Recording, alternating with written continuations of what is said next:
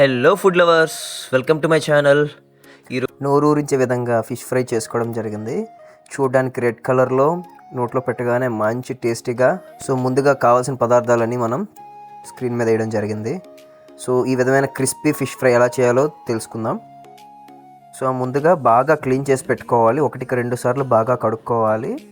Maximum salt and పసుపుతో బాగా clean చేసుకోవాలి. 2 times 3 times అయినా ఈ విధంగా క్లీన్ చేసి పెట్టుకోవాలి. ఫిష్ ముక్క యొక్క సైజు మీడియం ఉండాలండి. సన్నంగా ఉన్న ప్యాన్ కంటేస్తుంది, అట్లనే లావుగా ఉంటే ఫిష్ లోపల అనేది ఉడకకుండా ఉంటుంది. సో ఈ విధమైన మీడియం సైజు కట్ చేసుకోవాలి. వాళ్ళే నీట్గా ఫిష్ ఫ్రై అనగానే నీట్గా కట్ చేసి ఇస్తారు. ముందుగా కాస్త సాల్ట్, నిమ్మకాయ వేసి ఒక 5 minutes అట్లా మ్యారినేషన్ అయ్యి తీసేసిన తర్వాత ఇక మనం మ్యారినేషన్ ప్రాసెస్ స్టార్ట్ చేద్దాం. ముందుగా కారం వేసుకోవాలి. ఎక్కువ వేసుకున్నా పర్వాలేదు, ఫిష్ ఫ్రైకి ఎక్కువ కారం పడాలి. కాస్త పసుపు వేసుకున్నాం, తగినంత సాల్ట్ వేసుకోవాలి. సో కొరియాండర్ పౌడర్ వేసుకున్నాం, కాస్త పెప్పర్ పౌడర్ వేసుకున్నాం. సో కార్న్ఫ్లోర్ పౌడర్ వేసాను, అట్లనే అల్లం వెల్లుల్లి పేస్ట్ కూడా వేసాను. సో ఇవన్నీ ఏంటంటే బాగా మిక్స్ చేసుకోవాలి. మిక్స్ చేసుకుంటే ఆ మిశ్రమం అనేది ఫిష్కి మొత్తం మనకి ఇంచ్ టు ఇంచ్ ఈ మిక్సర్ అనేది మన ఫిష్కి పట్టుకోవాలన్నమాట బాగా. అప్పుడే మనకి క్రిస్పీగా వస్తుంది ఫిష్ ఫ్రై అనేది. సో ఈ విధంగా కలుపుకుంటుండగానే కాస్త వాటర్ వేసుకోవచ్చు, లేదంటే నిమ్మరసం ఇందులో కూడా యాడ్ చేసుకోవచ్చు. వేసుకొని చూస్తున్న విధంగా స్క్రీన్ మీద చూస్తున్నారు కదా, ఈ విధంగా మనం రెడీ చేసుకోవాలి. ఇంకా కారం పట్టినా కానీ వేసుకోవచ్చు. నాకైతే కాస్త తక్కువ అయిందని అనిపించింది. సో కారం, సాల్ట్ నేను యాడ్ చేసుకొని బాగా రెడీ చేసుకుంటున్నాను. సో ఇది బాగా రెడీ చేసిన తర్వాత ఆల్రెడీ 2 minutes మ్యారినేషన్ చేసి పక్కన పెట్టిన ఫిష్ ముక్కలకి బాగా అంటుకునే విధంగా మనం మిక్స్ చేసుకోవాలన్నమాట. సో చూస్తున్నారు కదా, ఆ పీసెస్ ఏంటంటే నిమ్మకాయ వేయడం వల్ల చెదిరిపోకుండా ఉంటాయి. సో పీస్ అనేది అట్లనే ఉంటుంది.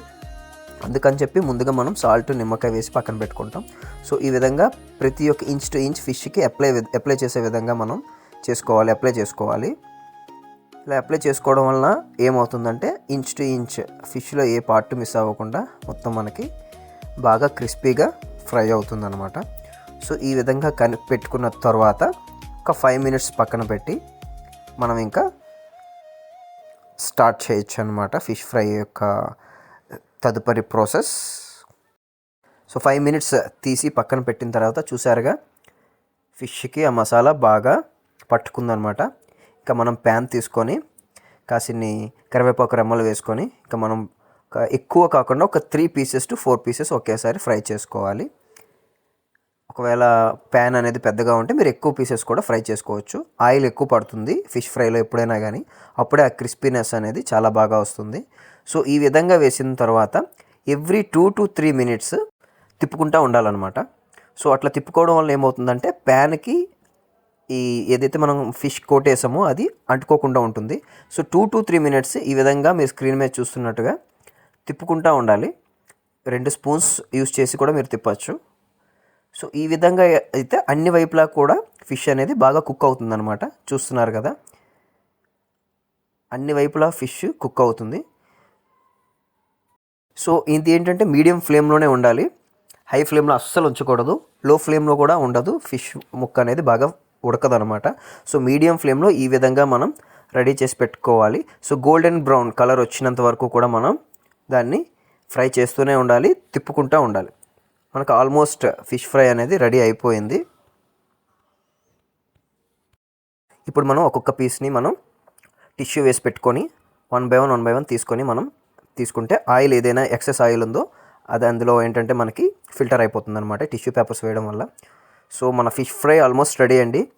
చూసారు కదా ఎంత ఈజీగా మనకు అయిపోయిందో, చాలా బాగా క్రిస్పీగా వచ్చింది. గోల్డెన్ కలర్ వచ్చినంత వరకు ఉంచుకుంటే ఈ విధంగా అదిరిపోతుందన్నమాట. ప్రతి ఒక్కరూ కూడా ఫిష్ అంటే అలర్జీ ఉన్న వాళ్ళు కూడా మంచిగా తింటారు. సో ఇట్లాంటి మరిన్ని వీడియోస్ కోసం please subscribe to my channel and please support us.